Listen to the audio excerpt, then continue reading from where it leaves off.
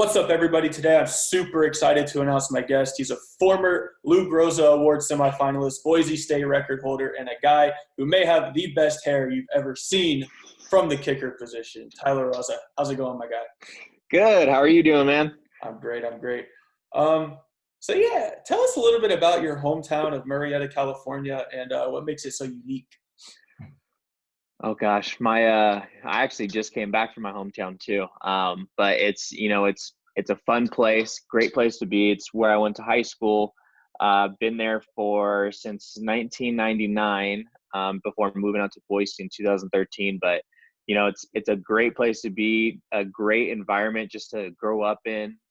Very tight knit community too. I mean, I had the support from everybody around me, different people in the city that I didn't even know. That our high school was pretty big and we were pretty successful. So a lot of people knew one of our high school, and then we had a lot of guys at our high school that not only did well, but went on to big D1 programs, couple that went to the NFL. But it's our city. It's a fun one for sure. Fun one to grow up in. And a lot of people even go back, when they're doing college or when they want to settle down. It's just that kind of place is just great. Yeah, for sure. How'd you end up as a kicker? On the playground, like when everyone's playing quarterback, receiver, all that, you just decided to be a kicker? I really didn't decide until kind of my sophomore year of high school is when I really started taking it serious. I did it in freshman football. My dad was actually the freshman football coach at the time, and I was one of our starting corner safety. And I played soccer serious, and just when the high school was getting going, because it opened in 2006 and my parents both worked there at the time. So I was the ball boy for the high school team, and after every game, my brother and I would go out and we would just see how far we can kick a field goal. And by like 7th grade, I was able to kick a 45 with one of the high school balls. And so, my dad kind of noticed it, but he never he was kind of macho man, didn't want his son to be a kicker. And so, yeah, it wasn't until like my freshman year when I started doing well and I kind of figured out. And then sophomore year is when I started playing varsity. And the first game I played on varsity, hit a game-winning field goal. And then from there, I was like, all right, this can definitely be something that I can do well with, because I was always baseball first. I played baseball since I was 3 years old. And so I was looking for college with baseball, and had more baseball offers than I did football. But I was just like, what position were you in baseball? I was third and second, probably gonna be second base if I went the college route. But yeah, I was like, you know what, I just have a little more for football than baseball. I just see more of a future there. Yeah, for sure. I've obviously had Morton Anderson on the show, and he had a little bit of a similar route. He kind of came over from Denmark and played soccer, and then one day just picked up a football, kicked it, and there he is. Look at him now, right? So, yeah, that's obviously a sick journey. I feel like that's how most athletes in general really are, is that they end up like playing like soccer. Like Odell was a big soccer player before he got into football. No, exactly. That guy can kick a football too. There's some videos where he's like letting it go. I'm like, oh shoot. Yeah. I feel like most athletes, multiple sport athletes, like that's just kind of how you have to be. Just really kind of broaden your horizon a little bit. But take us back to your high school days. What was your recruiting process like, and how'd you end up at Boise State? Oh gosh, recruiting process was very kind of dry for me. Junior year, we didn't kick a whole lot. I think my junior year of high school, I was like 9 for 10 on field goals. And then senior year, I tied for field goals in a season. I was like 19 for 21. And then, had a bunch of different, I was like California special teams MVP. And I think I tied for most field goals made in the country that year. And then percentage-wise, I was the best in the country. And I didn't have anything, man. It was super weird because we had guys on our team that were going to USC, that were going to UCLA. So it wasn't like there was a lack of people that were coming through the school. And it's not like the grades weren't there. I finished high school overall with like a 3.1 or 3.2.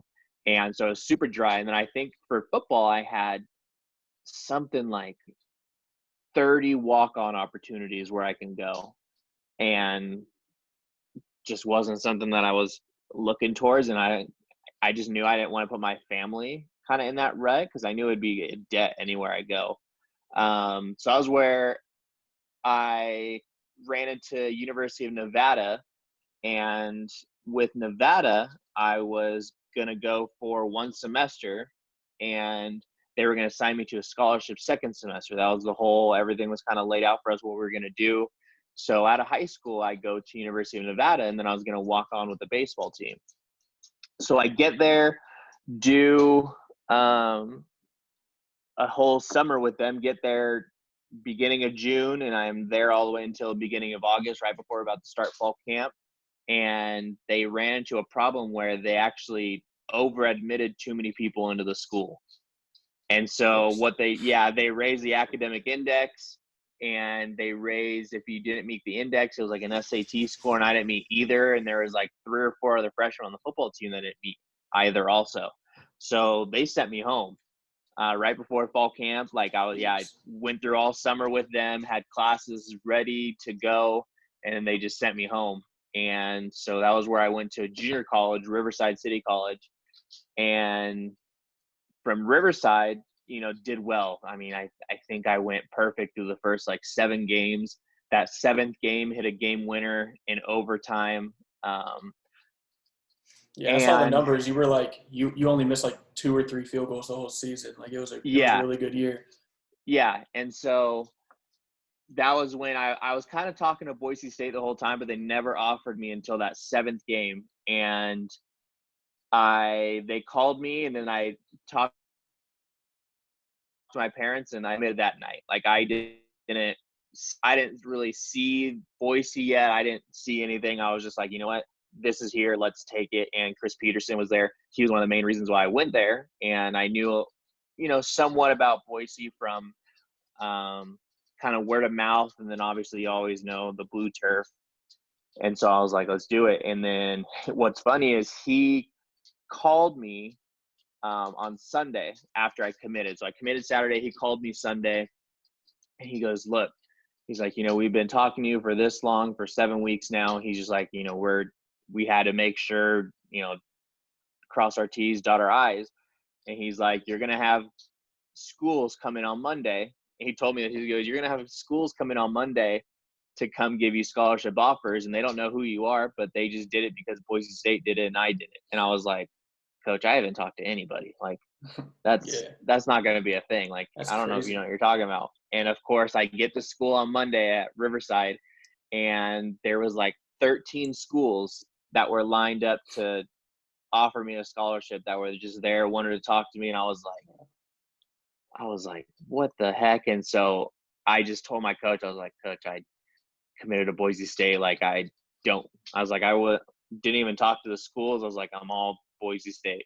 So you're saying that like whenever these top prospects are really getting offers and they have like 50 offers, they're really just, they get one big offer and then the rest just kind of come in from there? It's a domino effect, because all of a sudden they're on the map. And that's it's kind of what some schools even wait for, is when you have like a Boise State offer them, because Boise's always known for taking guys who are like diamonds in the rough, guys that were overlooked. So schools kind of caught on to what Boise State was doing, and they just kind of watched what they were doing. Like every year there's always 2 or 3 guys at the last minute that are committed to Boise State that like USC is going after, UCLA, different Pac-12, SEC, because they just want guys that, kind of like that Boise State offer, because they're guys that work hard, do the right things, everything like that, and then they're just diamonds in the rough. So yeah, that was kind of the recruiting process with that at high school. I just had nothing. And then junior college was when Boise State came, and then it just became a domino effect. But I didn't give anybody else time of day. I was just all Boise State from there. Wow. Imagine being like a prospect, not like you, right? Like who hasn't been talking to these other schools, and then they get like an offer from like a bigger school, and they're like, oh, let me just take that. And then they ruin their careers by doing that. That's crazy. Yeah. It's Yeah, kind and of the thing too is like some people do it and it's like, oh, they're committed here, and some coaches are like, oh, if you go here, like, you can't be committed to us type thing. And that's where you see some people like decommit because all of a sudden they, grass is greener on the other side. And, some guys get lost in the system because they just wanted to go to the bigger school. And you have to look at, one, where are you going to succeed the best and, get the best exposure, everything like that, and just have the overall better life with college. And two, like, where are you going to get on the field? Like I wanted to get on the field. I didn't really care about, if I wanted to go, like Nebraska was one of them. Like, yeah, Nebraska would have been cool. But I think when I looked at the time, they had like 6 kickers on the roster, as opposed to Boise State, they had 1 guy on the roster. I was like, okay, where's, my longevity there? And I'm probably going to be happier because Boise's one of the best cities in America that people are actually starting to find out about now. But no, I don't regret my decision at all. Yeah, for sure. But you kind of mentioned it a little bit earlier, but what was it like playing on that bright blue field, man? Like, you play in turf or grass your whole life, and then you get to Boise, and all of a sudden you get a nice bright blue and orange field. What's that like? No, it's awesome, man. And you notice it when you're not on the field. And then when you're on the field and you're going, you don't even notice it. And it's one of those things. Yeah, it's just another playing surface because, you always have a different kind of green. Like I feel like every turf you're on is a different kind of green. And you don't really, once you get going, you just don't really notice it. And it's funny when people are always say like, oh, blue jerseys on the blue field, whatever. It's not, when you're watching it from above or watching it on TV, sure. But when you're on the field, it's not that big of a difference. But it was so fun, man. It's Albertson Stadium where we play at. It's one of the best stadiums in America. We went on there for a reason. And when you're on the blue, it's one of those places, it's so special, and we treat it that special to where we just don't lose. That's why if you look, I believe we are 1 or 2 with best home records ever. Wow. Since we became Division I, which was, I believe, like 95 or 96 when Boise State officially became Division I. Sure. But yeah, we just don't. Yeah, we just make sure we don't lose on the blue. Yeah, that's what's up. But you did have a really good career at Boise State. You had 220 career points, setting several Boise State records. How much interest was there in you, like, leading up to the 2017 NFL draft? Like, were there some teams talking to you, or what was that process kind of like? Yeah, I had a couple teams talk to me, call me. I think there was like 5 or 6 teams If you right before remember the them, draft. spit them. Oh gosh, it was like we had Cleveland, the Chargers, Denver, the Colts, and then I believe the Dolphins too. And so those 5 called me right before, hey, where are you going to be draft day? You're on our list, this and this. And so in my head, I was like, all right, I'm not going to be drafted because I just wasn't one of those top ranked guys, because my senior year, we didn't kick at all. I think we had like top 5 highest scoring offense in the country. And when that happens, you just don't kick field goals. So we're kind of going off my junior year, and then senior year, we just didn't kick. But I was like, all right, like, let's get into a mini camp, undrafted free agent type of thing. And then, talk to the teams. One team called after, the Browns called after and was like, hey, we're looking at maybe a rookie mini camp. We'll get back to you, let you know. I was like, all right, like, let's go to Cleveland. It just didn't happen.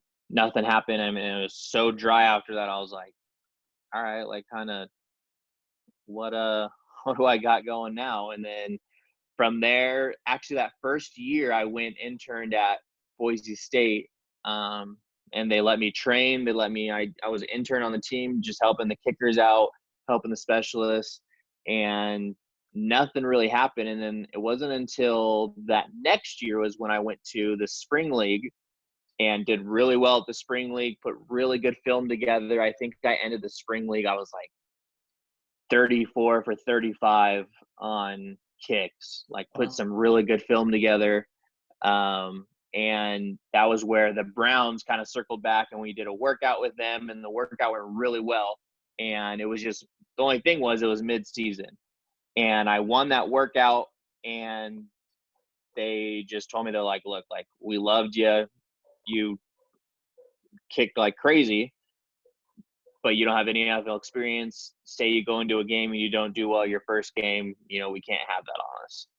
So I was bummed, but I was still, my name is out there now. My name's in the system, everything like that. And then go play arena football, did well at the arena, signed with the AAF, and then things didn't go my way with the AAF. I didn't think there was a reason to let me go, but they thought otherwise. So I got let go of the AAF, and then had a workout with Chicago Bears. Did well with that workout, but they took a guy who, Chris Blewett, who, he just had one of those. Yeah, he just had one of those days. No, he had one of those days where he did not blow it. He went out and had a phenomenal day. There was not much else I could do, but he just went and had just a better day. Yeah. I put on a good showing for them, but they just went that route. And then I went back and played arena again, and then came home and then got with the XFL. And then this last season of the XFL, I, did about as good as I could. Obviously there was one kick the first game that, you wish you could have back, but it was one of those things where I haven't played a real competitive game outside in 3 years. And I was like, it's just kind of a growing pain type thing. But you got to go with it, you roll with it. And I rolled with it and ended up doing really well. Yeah, you killed it. That's why I wanted to reach out to you so bad, man, because you were one of my favorite players in the XFL. But I appreciate it. You kind of covered my next question for me. But you've had an incredible journey so far as you played in community or JUCO, and then Boise State, the Spring League, AAF, NFL, Arena League, XFL. You've been around.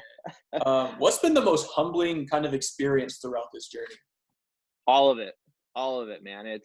It's one, I have so many stories to tell. I've met so many guys. Kind of one of my favorites through it all was Johnny Manziel when we were at the Spring League together. It's funny, man, because he's definitely not what people think. He's just kind of a very down-to-earth guy, super cool. I think we talked about the comparison between In-N-Out and Whataburger for about an hour during and after practice one day. Just a super cool guy. But all the stories, all the guys I've come across, and just everything just leading up to hopefully will be the NFL. But the humbling part is not actually being there, but having to go all these different routes just to even put my name on the board. So everywhere I go, you always have to put a chip on your shoulder and just go. Never complain, but just do what you do your best. There's always going to be those moments where, guys are getting signed. You're just like, dude, like, what is going on here? Like, I just did this, this, and this. And I'm just like, all right, like, I got to be better somehow. Like, somehow, some way, I got to find a way to keep being better. So it's kind of the whole process, man. The whole process has been super humbling. It's been super fun. And, there's not a whole lot, again, I would change because it's kind of made me who I am today. And I think it's made me even better kicker than what I was coming out of college. Yeah, for sure. And I think one of the things you do a really good job of that, you're just really utilizing social media the right way. Like you would post videos of you like in like 28-degree weather, kicking field goals. Like teams love to see that. And I'm sure you're going to get a call, bro, in due time. That's what we're hoping for. But yeah, that's why I do different videos like that because, social media is a tool now. And some people, you always get the people that are like, why are you posting kicking videos type thing? I'm like, I'm not doing it for personal use or entertainment. Like I'm doing it to where if teams were to check up on me, like I would rather be over prepared than under prepared. Yeah, for sure. So you scored the very first points in the new XFL. How did it feel knowing that your name will forever be etched in XFL history?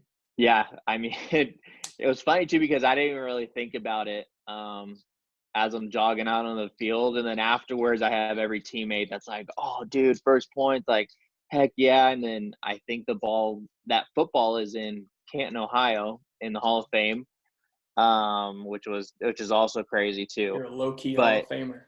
Yeah, I hope so. But, I didn't even really think about it until I got off the field, and then they start blowing it up everywhere. And then people are like, dude, you're going to be a question like in a in a bar one day, like, oh, who scored the first points in XFL history? Like, you know, you're a bar question type thing. But no, it was cool, man. It was cool to go out there to just see the ball go through the uprights. It's just one of the best feelings that, you know, some very few people know what it is, especially at you know, a professional level. Yeah. It's just seeing the ball, feel it come off your foot and just go through. Yeah. We're lagging just a little bit, but we're hanging through it. Oh, you're good. You're good. What's your favorite football memory, like of all time? I'm sure you have hundreds, but what's your favorite? Or even a couple. Oh gosh. Nothing but story time over here. Man. I mean, one of my favorites high school when we won our first, you could say, sectional championship, and our school's never done that before. It was kind of one of those things where it was with all my best friends from high school that I still talk to pretty much every day or every other day now. That'll always be one of my favorites. Winning a first Mountain West Conference championship with Boise State, just going nuts, one with everybody on our team, and with all the crowd, fans, everything like that. Winning a Fiesta Bowl with Boise State that same year was definitely incredible. Boise State, we're a professional football team here. That's how they treat us, and it's awesome. And then from there, definitely that first field goal with the XFL at 55 will definitely always be ingrained in my head, because I had missed a kick right before that. I'm on national television for being kind of the first guy to screw up and get interviewed on the sideline, and then go out and hit that 55, which was a career long for me, was huge. And I think those are definitely kind of like my top 5 right there. Yeah, I kind of want to dive into that a little bit. What is that like in the XFL? Like, as soon as you either like miss a kick, make a kick, what's that like, just having a microphone like right in your face? It was different, because they told us that they were going to do it. They're going to be up close and personal, everything like that. And I was like, okay, it doesn't really pertain to me really. And I always kind of had that thought in my head, like, if I miss, do they talk? And I was just like, I'm just not even going to worry about missing. Ruthless, man. And so, yeah. And so, you know, I missed that kick. I come off the sideline, a little upset. And our social media guy comes up to me. He's like, hey, ESPN wants to do a sideline interview with you about missing. And I was like, oh man. Of course they I was like, all right, I'm too emotional about this. Like, you know, I got to worry about the next kick and just go from there. And so, yeah. And then you had Miss Diana come up, who works with ESPN, super nice, super positive. You know, right before, she's like, all right, I'm gonna ask you these questions right here, and kind of laid it out. And she's just like, you know, and then I'm gonna come to you after you make your next kick, and we're gonna interview, and, you know, we're gonna keep the positive. I was like, okay, like, you know, she was super cool, very positive about it. And we get going, and of course the first question is, what did you do on that miss? And I was like, oh shoot. I was like, I'm not too deep into it. It was, you know, very basic interview, but it was the fact that it was in the middle of the game where I'm kind of thinking about the game at the same time. There's plays going on. I'm like, all right, like, I just got to be as professional as I can about it, I guess. But yeah, it was super different, man. Yeah, I remember tuning into that game because I was a little bit of a Seattle Dragons supporter, but Okay. you nailed that 55-yarder against them, and man, you were fired up. I was happy for you, but like, yeah, she came over and interviewed you, and you just kept it classy. I was like, oh man, I was hoping for a soundbite right there, but Yeah. but yeah, how obviously from the player's perspective, how did like the end of the XFL go, like with the whole COVID-19 thing, and like how did they like inform you guys that the season was canceled and that really like it's just kind of terminated at this point? Yeah. So we kind of knew what was going on when, well, I mean, a lot of us were following it like beginning of January, and we were like, dang, like China's getting kind of beat up right now. We're like, we have a lot of flights from China, like, all right. And then we followed it in February, and then beginning of March is when we were like, all right, it's DC's one of like the affected areas. And then we were talking about doing no fans. And that week we got shut down. We got shut down on Friday. And so Tuesday, Wednesday, we practice. And then that Thursday, we had practice scheduled. And all of a sudden you see NASCAR get shut down. And NBA gets shut down, soccer gets shut down, and at one point we were like the last remaining league to not be shut down. Well, even with those leagues shut down, we still went out and practiced that Thursday. Like everybody's at practice, like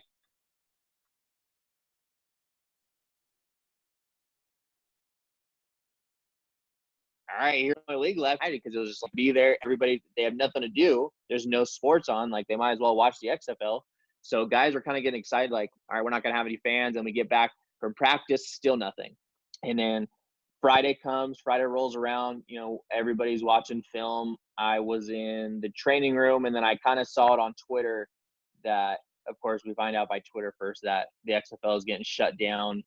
And then our head coach comes into the training room, because I'm always there, and he's like, all right, go ahead and go through the meeting rooms and tell them we got a team meeting. And then when he said we had a team meeting, I was like, all right, that's going to be it right there. And so we had team meeting, and that was when he informed us, like, hey, they're going to pay for our flights home and everything, kind of what's going on. And the league was like, all right, like, we think we can be back in about 4 weeks. Like, this will all kind of blow over. And we're like, all right, like, 4 weeks sounds good to us. And then, of course, 4 weeks later, that was when things kind of got a little rough. So that was just when they just shut everything down. Yeah, missing sports crazy right now. But I know. Who's your biggest inspiration? Oh gosh. I think with me, I think it's a hard question, because it's, I've had a good upbringing. I've had a good, there's not at most adversity I've had to go through is, kind of just dealing with sports, dealing with different lives when it comes to sports and everything like that. And it's not who is my inspiration, but what inspires me. And kind of what inspires me, one is just being successful, living the thing I love the most. And then with that, you know, if I can be able to provide a good life, parents, for my brother, and now everybody who's around me, to where I can do what I love and I can provide for everybody around me, and, have everybody live, kind of a happy, carefree, great life.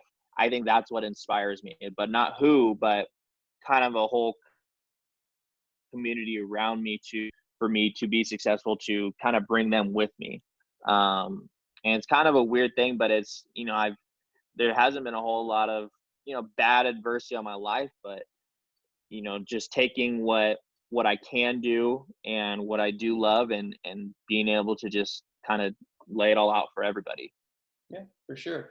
Give us the best player you've ever played with, and then the best player you ever played against at any level. So even back to high school, if you can remember that far back.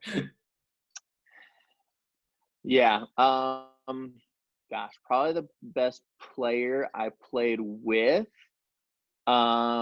would be between Sua Cravens, one. Sua went on, he got drafted by the Redskins, and then had a stint with the Broncos as well. I think he's done now, on too many concussions that he was done with, but played with him in high school. And then another guy, Jay Ajayi, was definitely a guy that, he won a Super Bowl with the Eagles. That guy's incredible football player. And then we played against Taysom Hill in college. That dude's one of the most freakish athletic guys I've ever seen. I'm a Saints fan, so I'm happy you said that. Yeah. Vontez Burfict. Yeah. That he's been the same size since he was a senior in high school. Jeez. Yeah, he was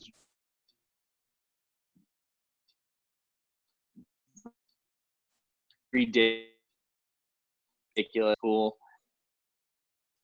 Let me think. Who else have I got? I mean, we went Robert Nkemdiche when he was with Ole Miss, And when I was warming up before that Ole Miss game, I stood next to him, and I thought I was standing next to like 2 refrigerators together, and the guy had no body fat on him.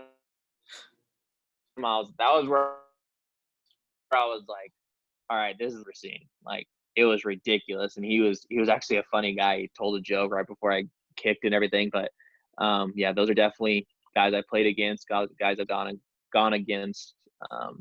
Definitely the top guys.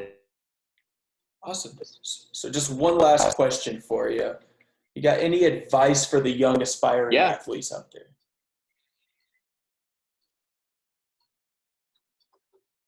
I mean, if you have something that you truly believe in, you got to keep going. No matter what the circumstances, if you believe that you belong somewhere, you have to work toward it. And in any sort of adversity, anything that gets in your way, 1, you got to sort it out. But 2, you have to just keep pushing.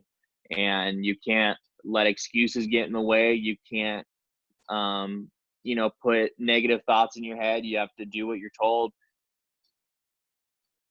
Do believe in it. You just have to keep trucking forward to where you know where you belong. Awesome. I appreciate it. Ty, thanks for coming on the show today. And no problem, if you guys want to go follow Tyler, his Twitter is @T_Rosa, and then IG is @GoodEats with a Z_Rouse. So appreciate it, my guy. Stay blessed, stay safe. Appreciate you, man. Have a good one.